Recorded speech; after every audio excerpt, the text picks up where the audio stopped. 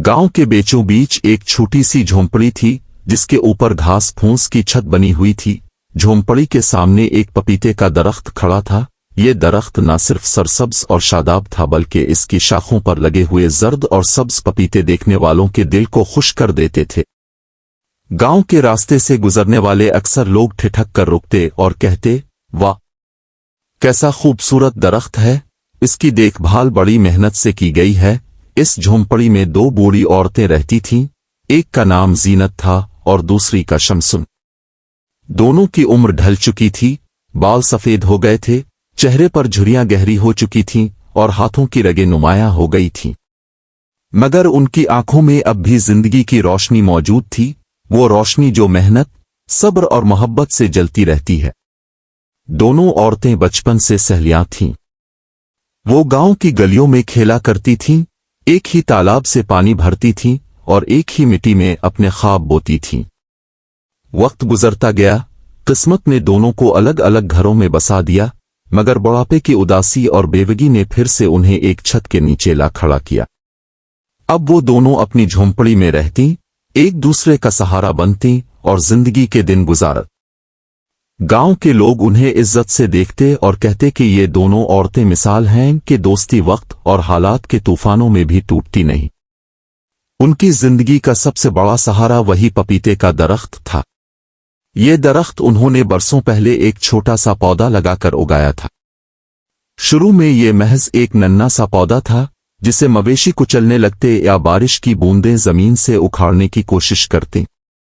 मगर दोनों औरतें इसे बचाने के लिए अपने दोपट्टे से ढांप लेतीं, लकड़ी के सहारे खड़ा करतीं, मिट्टी जिमी रहने के लिए गड़ा किवदत और रोजाना इस पर पानी डालती रहती। वक्त गुजरता गया और वो नन्हा सा पौधा एक तनावर दरख्त बन गया। जब इस पर पहली बार फूल खिले और नन्हे नन्हे पपीते लगने लगे तो उनकी खुशी का कोई ठिकाना ना रहा।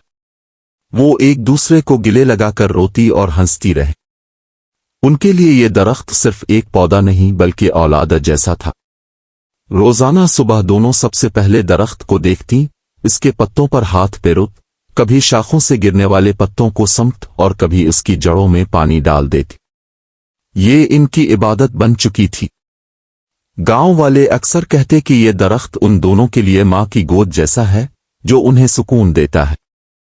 बच्चे खेलते खेलते इस दरख्त के नीचे आ जाते, पपीतों को ऊपर देखकर तालियां बजाते और खुशी से चीखते। कभी कोई बच्चा शाख पर पत्थर मारता तो दोनों बूढ़ी औरतें मुस्कुरा कर कहती, बेटा अभी वक्त नहीं आया, जब ये फल पक जाएगा तो तुम्हें जरूर देंगे। पहला पक्का हुआ पपीता जब तोड़ा गया तो दोनों ने मिलकर अल्लाह का शुक्र अदा किया। वो पपीता इतना मीठा और रसीला था कि खाते ही आंखों में खुशी के आंसू आ गए।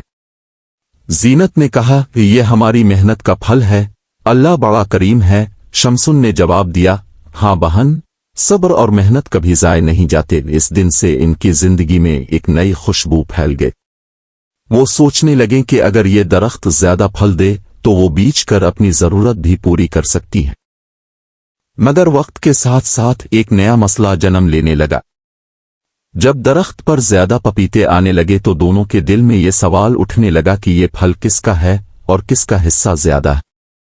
जीनत कहती कि ये दरख्त उसकी मेहनत से बड़ा है क्योंकि वो रोज रात को उठकर उसे पानी देती थी। शमसुन कहती कि नहीं, अगर मैं उसकी जड़ों के अर्द गिर्द मिट्टी बराबर न करती तो ये कभी बच ना पाता। पहले पहल ये बातें मजाक में होती और दोनों हंसकर टाल देती, मगर आहिस्ता आहिस्ता उनके दिलों में अना के बीज बो रही थीं। एक दिन शमसुन ने कहा, अगर कल को ये दरख्त ज्यादा फल दे तो हम उन्हें बाजार में बेच कर कुछ पैसे जमा कर सकते हैं। जीनत ने फौरन कहा, हाँ जरूर बेचेंगे, लेकिन याद रखना हिस्सा ज्यादा मेरा होगा। शमसुन ये सुनकर चौंक गई और उसका दिल दुख गया। वो बोली, ऐसा कैसे हो सकता है, हम दोनों ने मेहनत की है तो हिस्सा भी बराबर होगा। जीनत ने होंठ भींचते हुए कहा, नहीं, मैंने ज्यादा कुर्बानियां दी हैं इसलिए मेरा हिस्सा बढ़ता है। ये बात सुनकर शमसुन खामोश हो गई, मगर इसके दिल में चुभन बैठ गए।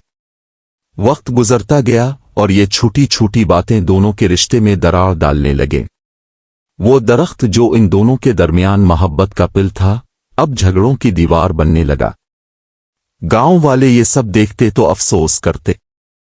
बुजुर्ग कहते यही दरख्त जिसने उन्हें जोड़ा था अब उन्हीं के दरमियान फूट डाल रहा है, मगर कोई कुछ कह ना सका क्योंकि जिद और अना इंसान को बच्चे जैसा बना देती है और बुढ़ापे में ये जिद और भी सख्त हो जाती है।